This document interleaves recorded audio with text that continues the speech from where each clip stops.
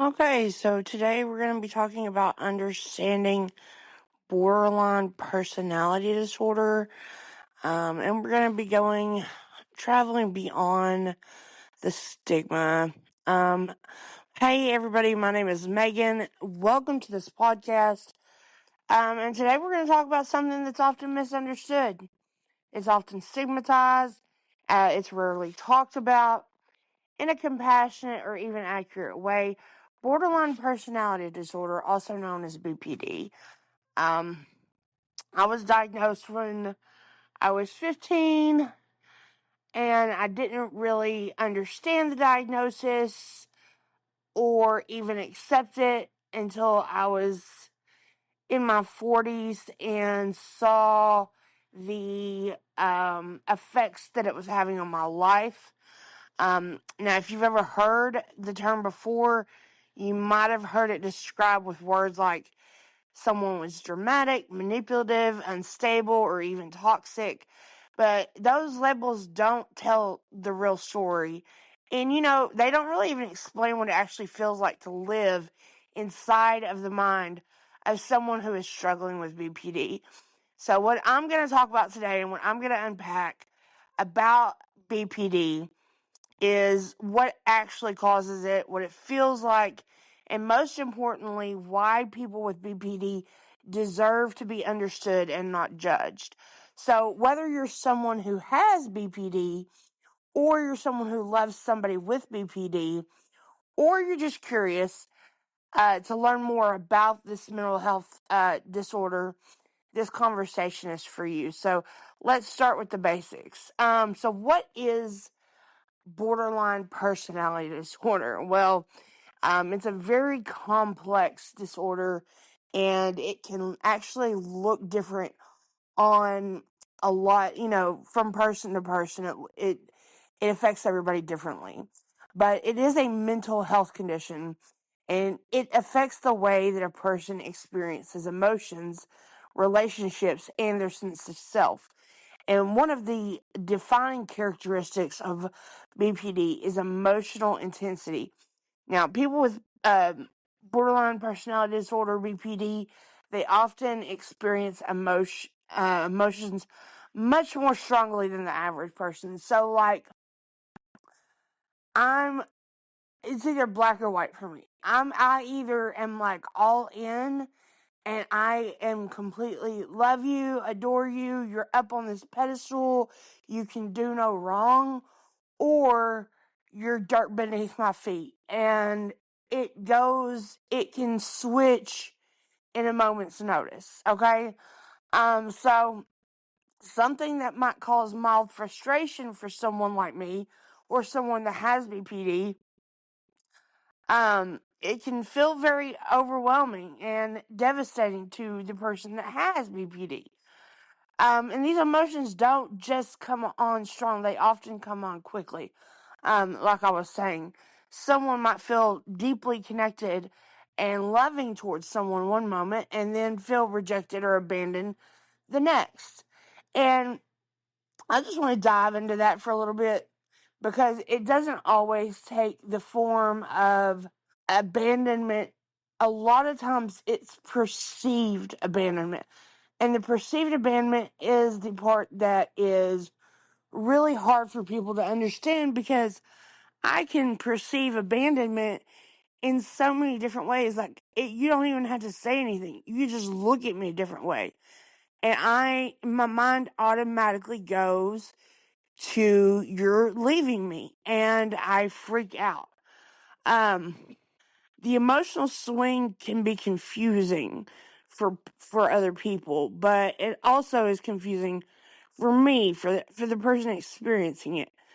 And another key feature of borderline personality disorder is the fear of abandonment. This doesn't necessarily mean someone is clingy or needy. It comes from a deep, painful belief that the people they care about will eventually leave them. Even small things like a delayed text message or a change in tone can trigger intense feelings of rejection. And that was just something I just talked about. Um, At its core, BPD isn't about attention seeking or manipulation. So that's actually something I get accused of a lot, is being manipulative or being attention seeking, being dramatic. And it can come across that way, right? But what I'm actually trying to do is feel safe, is feel loved, is feel like I'm not going to be abandoned. But the way that it comes across is manipulation or attention seeking. So it's about painful emotional sensitivity. And I have a difficult time regulating my emotions. So what does it feel like to have BPD? That's a great question.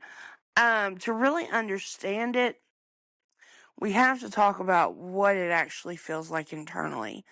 A lot of people with BPD describe feeling emotions like their emotional volume is turned up to the max all the time, which is pretty much what I am. I'm to the point now where I isolate so much because of my inability to regulate my emotions. Like 1 minute I'm laughing my ass off, and the next minute, like, I'm bawling my eyes out for what seems like to be no reason to somebody else. And a lot of times I can't even put my finger on it. But imagine experiencing sadness that feels completely unbearable. Like, it feels like your soul and your heart and your gut has been ripped out. And that's how the sadness feels. And then a lot of times that is coupled or followed by anger, and that anger is explosive. I don't know how else to describe it. Um, it can be abusive. I'll just be honest about that. And it's oftentimes it feels, it's like love that feels consuming. So the person on the receiving end may feel smothered or consumed by this love. And it's what attracts a lot of people to us, because when we feel emotions, we feel them so strongly. Like, that love can be like consuming to the person receiving it, and it can feel really good to them. But what they don't realize is that that is part of our disorder, and that in a moment's time, that all-consuming love can turn into an all-consuming hate. Now, imagine having these episodes several times a day. It's not like doesn't happen over a couple of weeks or months, or it happens a lot of times during the day. There's another time why I hesitate to live with anybody, because my inability to like really regulate my emotions makes it difficult for me to be in close proximity to other people all the time. Another common experience is that I have a hard time identifying who I am as a person. It's identity instability. People with BPD often struggle with a stable sense of who they are, like goals, interests, even personality traits might shift depending who I'm with or who I'm around, or how I'm feeling during that time. So, like, last year I started a podcast. I did 6 episodes. Some things happened. I kind of got bored with it, moved on to the next thing. Now I've started this t-shirt shop. I'm still doing it. I started painting at one point. Like, my interests change so quickly, because I don't really know who I am. I don't know if you were to ask me what my hobbies are, I don't really know. I don't know. I don't know. That, because I don't, it's hard for me to identify who I am as a person. And it creates a constant sense of internal confusion. A lot of people with BPD also struggle with chronic feelings of emptiness. This one is so difficult because I feel empty every day. I remember saying before that I'm just a shell of a person, like I don't have a soul. Um, and that's how it feels to me. And it's not just boredom, it's like this deep sense of emotional hollowness. Some people describe it as feeling like there's a hole inside of them that nothing seems to fill. And because of this intensity, people with BPD may turn to coping mechanisms that aren't healthy. And I've done this my whole life. So things that are impulsive, like substance use, self-harm. I used to cut myself a long time ago. I stopped around age 30. Risky decisions. So I was promiscuous for a long time when I was younger. I would sleep around, especially during my teenage years. I mean, really all the way up until about my mid-30s.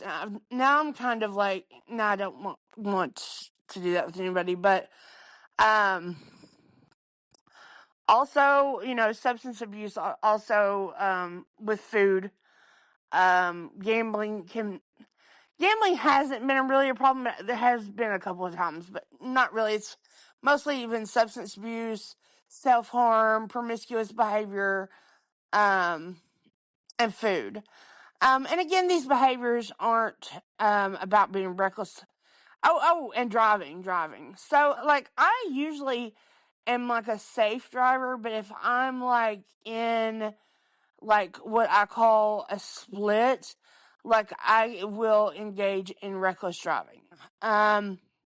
So there are often attempts to escape overwhelming emotional pain. So, like when I get to that point where I'm in such pain, I'm in a split. Like I do not care what happens to me or anybody else at that point. And so where does all this come from? So you hear a lot of mental health disorders like depression, anxiety, bipolar, I think schizophrenia. All of them are like chemical imbalances in the brain, but that's not the case with borderline personality disorder. And one of the biggest questions people ask is what causes borderline personality disorder? And the answer isn't really simple, but researchers generally believe it develops from a combination of biology, environment, and life experiences. A lot of people with BPD have heightened emotional sensitivity from birth. Their brains react more strongly to emotional stimuli. But biology alone usually isn't the whole story. Many individuals with BPD also experience trauma, neglect, or invalidating environments growing up. And an invalidating environment doesn't necessarily mean abuse. It can mean growing up in a place where emotions were dismissed, minimized, or punishment. For example, a child who was told things like you're overreacting, stop being so sensitive, there's nothing wrong with you.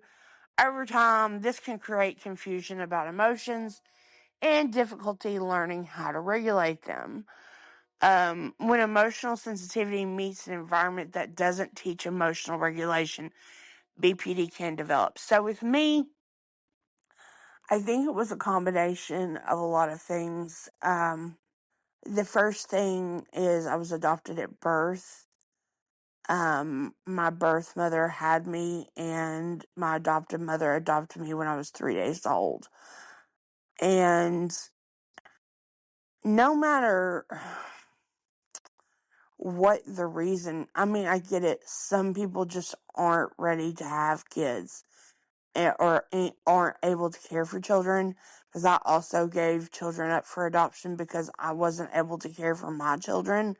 So I get it, but I now believe that the lack of bond between the child and the birth mother causes traumatic um, events early on in life that may not even be recognized until people like me are in their 40s and they start realizing that's why I have attachment issues. That's why. You know what I mean? Like, so, and some people that get adopted never have any issues. So it's hard to explain that way, but I think that was one of the key factors to me. The other factor, was that my adopted mother was very, very sick growing up. She was in and out of the hospital all the time. So I got shuffled around a lot. I got shuffled around from my mom to my mom's parents to my dad's parents to my dad, like on a daily basis. I never knew where I was sleeping, that night, whose house I was sleeping at. Like, I had bedrooms in all their houses. I mean, it's not like I was neglected. It was not stable. It was just like, well, let's just decide who's going to take Megan tonight. You know what I mean? So, and because of that, when I had things happen that I needed nurturing for, I learned to keep that to myself because people were so busy worried about my mother being sick or taking care of my sick mother. I didn't want to bother them with something that may seem petty to me. So I just learned to shove everything inward and not tell people about my problems. And that's caused like communication problems with me growing up, as an adult. And it also is part of the reason that, um, I developed a borderline personality disorder. Um, Anyway, so when emotional sensitivity meets an environment that doesn't teach emotional regulation, BPD can develop. And there is stigma around BPD. Unfortunately, BPD is one of the most stigmatized mental health diagnoses. And I think that's because people just really don't know anything about it. Even within the mental health community, people with BPD have historically been labeled as difficult patients. That stigma can cause serious harm. When someone already struggles with fears of rejection and abandonment, being told that they're too much or too difficult, it often reinforces those fears. But here's the truth. People with BPD are not manipulative monsters. They're people who feel things very deeply, and often they haven't been given the tools to manage those feelings safely. Just like I said earlier, um, I wasn't taught how to regulate my emotions because I never talked about them because I didn't, and it's not that I blame any of my grandparents or my parents. I believe they did the best with what they had to work with. But at the end of the day, emotionally, I was neglected as a child. And that was trauma. Seeing my mother sick in the hospital was trauma. Being shuffled around all the time was trauma. And all of that was what caused me to have borderline personality disorder. And many individuals with BPD are incredibly empathetic, passionate, and emotionally perceptive. And I believe myself to be all of those things. Like, I have empathy that is out of this world. Like right now, there's this little monkey on TikTok, and it's a baby monkey. It was rejected by its mom. And so the zookeepers took it and bottle fed it and kind of raised it up until it was about 6 months old. And then they started really trying to integrate it with the other monkeys, and the other monkeys are bullying it. And like, when I see these videos, like, I just cry for this little monkey, and it's all the way in Japan. I just want to fly to Japan and go get this monkey, and just love it because it just wants to be loved. And that just makes me so sad. And, and I know there's so many things in this world to be sad for. That's just like my latest thing that makes me incredibly sad and empathetic.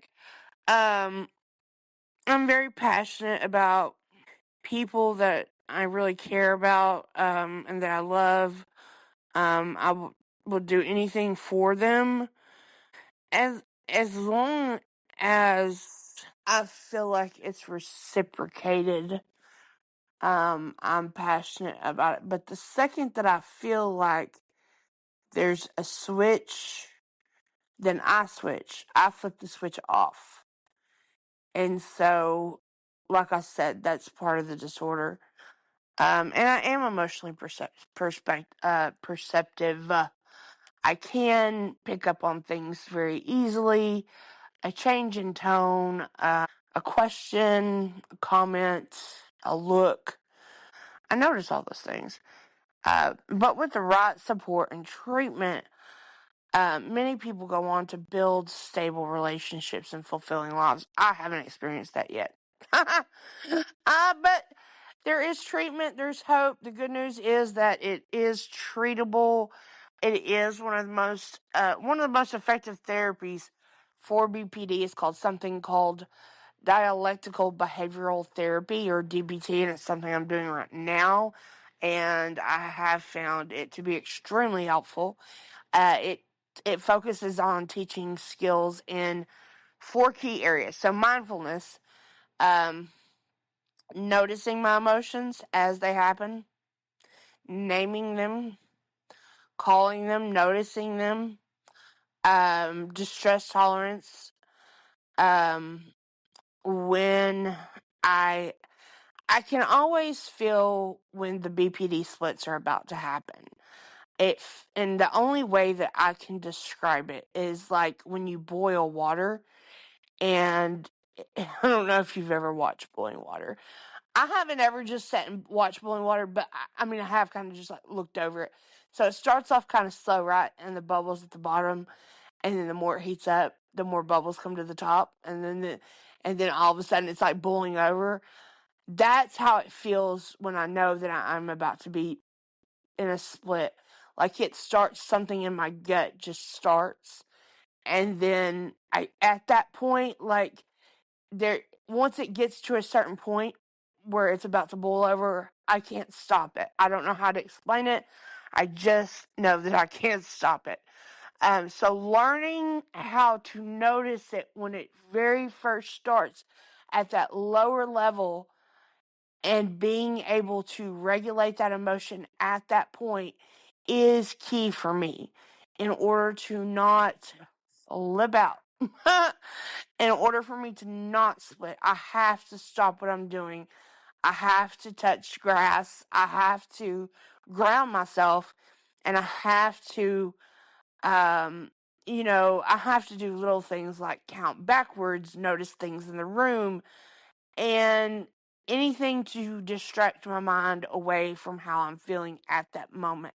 And I have to do this until I feel that boiling that inside of me completely gone.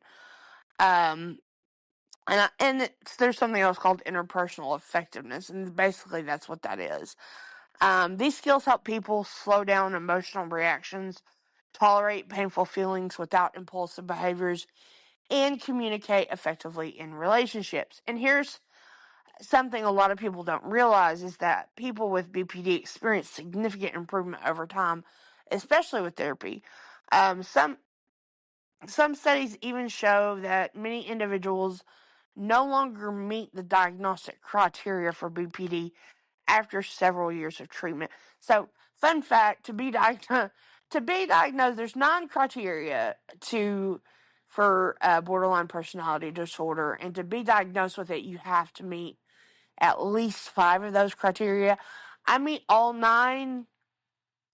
Now, there's one that's for self harm, like for cutting, or like even I go back and forth with this because I have binge eating disorder as well that goes along with this borderline personality disorder, and I consider that a form of self harm.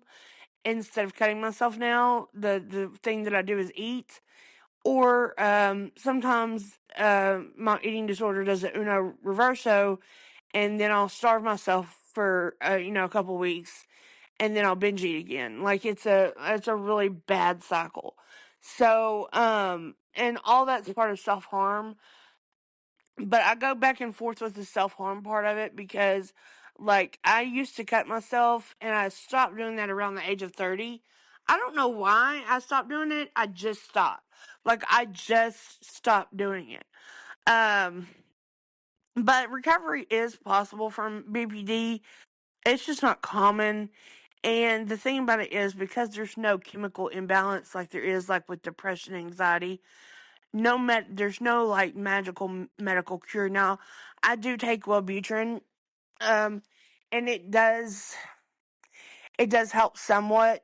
It helps me from being depressed. It helps me focus. 'Cause I think I also have ADHD, but that's another thing, or ADD. That's something else I'm not even going to talk about today. But if you struggle with BPD, or if you love someone that struggles with BPD, it's very important to remember that you're not broken and they're not broken, and your emotions aren't wrong. Um, you can control how you react to them. They may be intense and overwhelming, and a lot of times they're very painful situations, but they're all part of being human. And the important thing to realize is that you will get through it. Everything will be okay. At the time, it seems like it won't. At the time, it seems like you won't get through it. But healing isn't about becoming emotionless. It's about learning to experience emotions without being controlled by them. And the more we talk about mental health honestly and compassionately, the more we can break down the stigma that keeps people suffering in silence. So thank you so much if you've made it this far, 27 minutes. Thank you so much for spending this time with me today. And if this conversation resonates with you, consider sharing it with someone who might benefit from it. And remember, understanding mental health is one of the most powerful ways that we can show compassion to ourselves and others. And if I do a second episode, I will see you guys there. I don't know if I want to do video, podcast, or whatever. But you guys just let me know what you think about it, and be sure and hit the follow button if any of this was interesting to you. And thank you. Signing off. Bye.